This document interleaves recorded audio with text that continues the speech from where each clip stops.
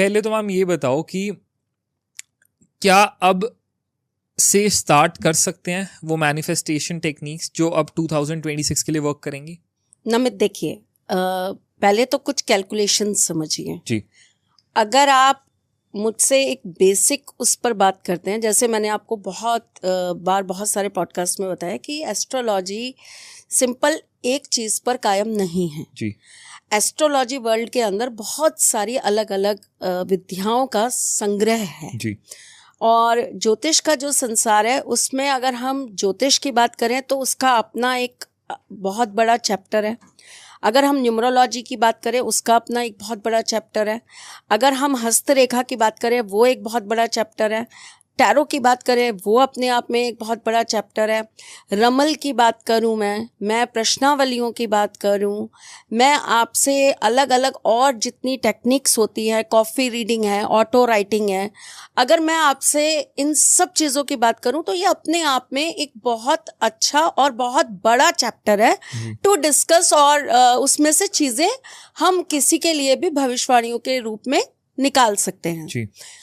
किसी के पास अगर हाथों की रेखाएं नहीं हैं, लोग कहते हैं कि जिनके हाथ नहीं होते क्या उनके भाग्य नहीं होते, तो मैं ऐसे लोगों को भी यही बात समझाती हूँ कि बेटा हाथ नहीं है तो क्या है, पैर है, माथे की लकीरें हैं, आपके बॉडी में इतना सारा रहस्य छुपा है कि आपकी नाक, आपकी आंख, आपके कान, आपके होठ, आपकी थोड़ी, आपके चेक्स, आपके बाल, हर एक चीज से आपके बारे में पता लगाया जा सकता है। तो चीजें कैसे, पहले तो आपको समझना पड़ेगा कि चीजें कैसे काम करती हैं। अगर हम ज्योतिष की बात करें तो ज्योतिष के अंदर भी बहुत सारे अलग अलग रूप रंग हैं। जैसे अगर हम बहुत पुरानी पद्धति से चले, हमारी वैदिक ज्योतिष से, तो वैदिक ज्योतिष बहुत सारी चीज़ों पे बात करती है। फिर अगर हम उसको थोड़ा सा और कंट्रोल्ड कर देते हैं तो उसका एक और छोटा रूप वर्जन निकल जाता है। फिर अगर उसकी एक और छोटी चीज़ निकाल देते हैं तो उसका वर्जन निकल जाता है। तो ऐसे करके ज्योतिष के भी अलग अलग बहुत सारी शाखाएं हो गई हैं। अब किसी के पास डेट ऑफ बर्थ ही नहीं है अपनी एक्यूरेट, या किसी के पास डेट ऑफ बर्थ है लेकिन उसके पास टाइम नहीं है, तो जब आपके पास, पहले तो हम इस टेक्निक को ले लेते हैं, अगर आपके पास डेट ऑफ बर्थ है पर टाइम नहीं है तो उस व्यक्ति की मदद करने के लिए न्यूमरोलॉजी बहुत सहायक होती है जी। अब किसी के पास अगर डेट ऑफ बर्थ भी नहीं है, टाइम ऑफ बर्थ भी नहीं है, फिर हस्तरेखा, पैरों की रेखा, है ना, सामुद्रिक शास्त्र, ये काम करता है। अब आपको कुछ इंस्टेंट ही आंसर्स चाहिए कुछ चीजों के। आपको यह है कि मुझे अभी तत्कालीन जानना है कि ये काम मेरा 5 दिन में होगा कि नहीं होगा, इस महीने अगर मैं इस चीज में काम करता हूं तो क्या मुझे सफलता प्राप्त होगी, मैं अभी वीजा लगाऊंगा, क्या ये मेरा वीजा वापस जो है मुझे सक्सेस देगा कि नहीं देगा। तो बहुत सारे ऐसे क्वेश्चंस होते हैं लोगों के जो उनको इंस्टेंट आंसर चाहिए फॉर लिमिटेड टाइम पीरियड। उसमें बहुत सारी चीजें सहायता, बहुत सारी विद्याएं सहायता करती हैं। रमल सहायता करती है आपकी, टैरोट आपका बहुत हेल्प करता है उसके अंदर।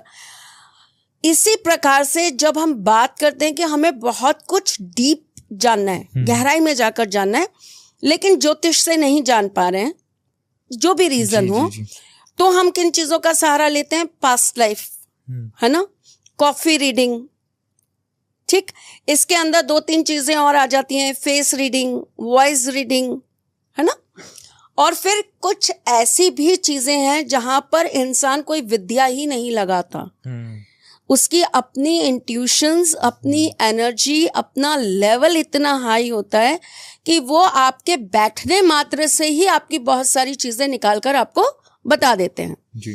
भारतवर्ष है गुप्त रहस्य, गुप्त ज्ञान का सागर है जी। हम ऐसे देश में रह रहे हैं जहां एक गुफा में बैठकर पूजा करने मात्र से आपकी कुंडलिनी जागृत हो जाती है जी। और लोगों ने उस चीज को अनुभव किया है। कमेंट में बताइएगा मैं कौन सी जगह की बात कर रही हूँ, नहीं तो नेक्स्ट पॉडकास्ट में मैं बताऊंगी। ठीक है, डन। तो इसी प्रकार से इन सब पद्धतियों में अगर मैं बात करूं तो ज्योतिष के हिसाब से तो ये नया साल नहीं है। ओके। है ना जी। क्योंकि अगर मैं ज्योतिष की बात करूंगी तो हमारा नया साल चालू होता है जब हमारे नवरात्रे आते हैं। हाँ। तब हमारा नववर्ष स्टार्ट होता है। जी जी। लेकिन अगर मैं बात न्यूमरोलॉजी की करूंगी और मैं कैलेंडर के हिसाब से चलूंगी तो 2026 जो है वो 1 जनवरी को नया साल स्टार्ट हो रहा है। 2026 मतलब अगर हम इसको ऐड करेंगे 2 शून्य को हटा देंगे, अगेन 2 4 और 6 1 0 10। पहले तो हमें समझना पड़ेगा कि 10 नंबर कैसा है। अनंत का नंबर है 10। So 10 अगर if I am right, sorry to disturb, कि 10 इज 1 राइट। 10 को अगर हम उसको वैसे एग्जैक्ट मूलांक के फॉर्म में लाएं तो 1 बन गया ना। तो हम यहाँ 1 नंबर की बात कर रहे हैं। नहीं, हम पहले 10 नंबर की बात कर रहे हैं। ठीक है। हम 1 पे तो तब जाएंगे ना जब हम पहले 10 को समझेंगे। ठीक है, आपके लिए नंबर 10 आ रहा है, नंबर 1 नहीं आ रहा है। 2000 अगर जब आया था तो वो नंबर 2 था जी। 2001 आया था तो वो नंबर 3 था। तो ये 2026 है, 10। ये 10 है। पहले आपको 10 को समझना है, फिर आप 1 को समझेंगे। नंबर 1, नंबर 10, नंबर 19, नंबर 28 एक जैसे नहीं होते। बेशक वो लास्ट में जाकर अगर सिंगल डिजिट में लेंगे तो 1 है, लेकिन उनके अपने अपने ट्रेट्स हैं जी। ठीक है, तो पहली बात अनंत, यानी कि ऐसा साल जहां पर अगर आपने अपनी ऊर्जा को सही तरीके से चैनलाइज किया, आपने अपनी एनर्जीज को सही जगह पर इन्वेस्ट किया, तो आने वाले भविष्य में आप उसका इमेजिन भी नहीं कर सकते उतना फल प्राप्त कर लेंगे जी।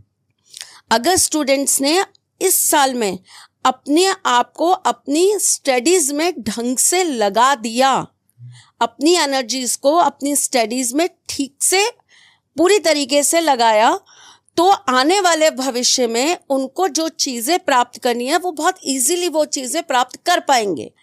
अगर आप कोई कंपटीशन एग्जाम्स दे रहे हैं, अगर आप सरकारी नौकरी में जाना चाहते हैं, अगर आप कोई बड़ा बिजनेस या सेटअप बनाना चाहते हैं और उसके लिए आपने अपने आप को सही ऊर्जा के साथ उस चीज में लगा दिया, आपने अपनी एनर्जीज को सही तरीके से मैनेजमेंट आपका ठीक करके, आपका डिसिप्लिन ठीक करके, आपका टाइम मैनेजमेंट ठीक करके अगर आपने अपने आप को उस तरीके से वहां यूज किया, तो आने वाले भविष्य में, और कितने टाइम में, ये आने वाले भविष्य में कितने काम करेगा, ये आने वाले अगले 9 साल के अंदर आपको उसका अनंत, अनंत मतलब जो आपने सोचा भी नहीं है।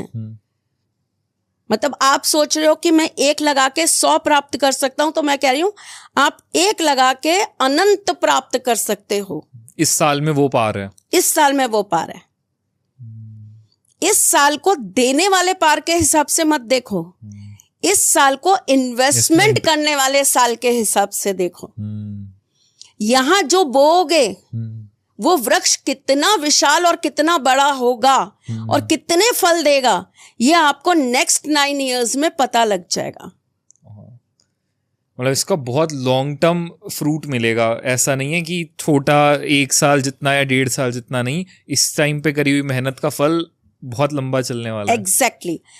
अब ये हुआ नंबर 10 का पावर जी। अब अगर मैं इसको और सूक्ष्म ले जाती हूँ तो ये हो जाता है नंबर 1, जो आपको दुनिया भर में लोग बता रहे हैं, सब हमारे साथी मित्र सब आपके साथ बैठे हैं, वो सब आपको बता रहे हैं कि ये नंबर 1 का ईयर है। सबसे पहले तो नंबर 1 किसको रिप्रेजेंट करते हैं? सन, आई गेस, सूर्य। हाँ जी। सूर्य क्या है? पिता जी। सूर्य क्या है? बहुत डिसिप्लिन्ड है ना। सूर्य किसी की सुनते नहीं है, इसलिए जो सूर्य प्रधान लोग होते हैं वो बड़े जिद्दी किस्म के होते हैं, अपनी चीजों की वैल्यू करने वाले होते हैं।